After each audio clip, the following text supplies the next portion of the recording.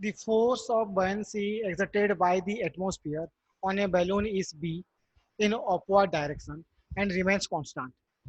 The force of air resistance on the balloon acts opposite to direction of velocity and is proportional to it. The balloon carries a mass, capital M, and is found to fall to Earth's surface with a constant velocity v. How much mass should be removed from the balloon so that it may rise with a constant velocity v? Now, suppose this one is your balloon. Total mass is capital M.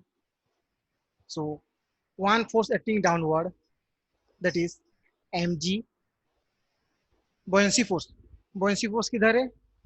Upward direction b, और एक force लग रहा है यहाँ पे, force due to air resistance, force due to air resistance.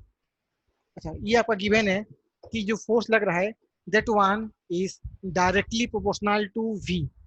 तो हम बोल सकते हैं यहाँ पे जो फोर्स लगेगा ये वो है सपोज के वी, और ये किधर होगा?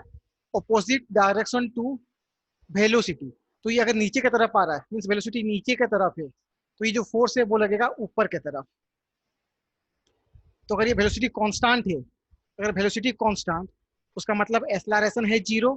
अगर एक्सेलरेशन जीरो तो नेट फोर्स होगा जीरो। अगर नेट फोर्स जीरो है तो total upward force is equal to total downward force.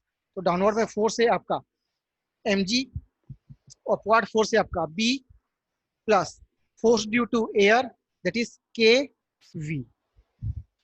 ये हो गया आपका first equation, that is mg is equal to b plus k we.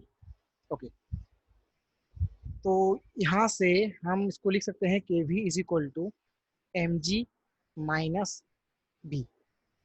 अब सेकेंड केस देखो, सेकेंड केस में ये कहा गया कि आपने अभी यहाँ से कुछ मास रिमूव कर दिया। Suppose you remove some mass, then your new mass is m dash, new mass is m dash. तो ये ऊपर की तरफ मूव होगा with constant velocity.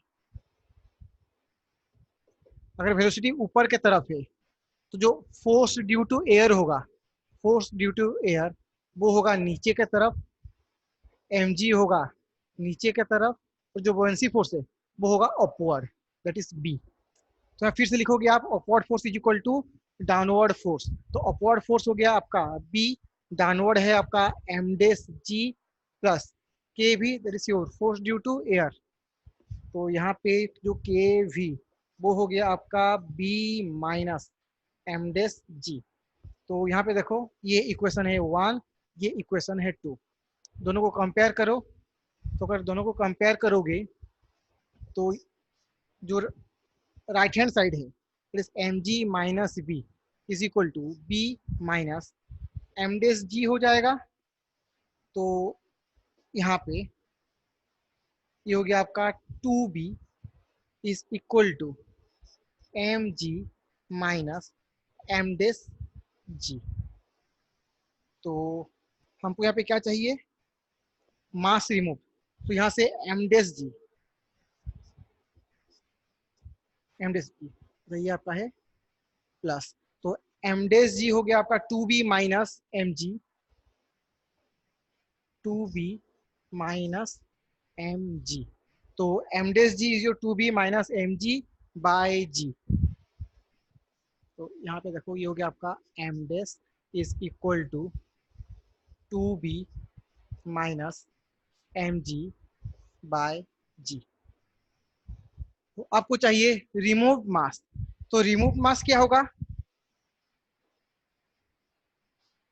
Remove mass and that is equal to m minus m dash. तो ये हो गया आपका capital M minus 2b by g plus capital M। तो यहाँ से आपका m m दोनों प्लस है, तो ये हो गया आपका 2m minus 2b by g. This one is your answer.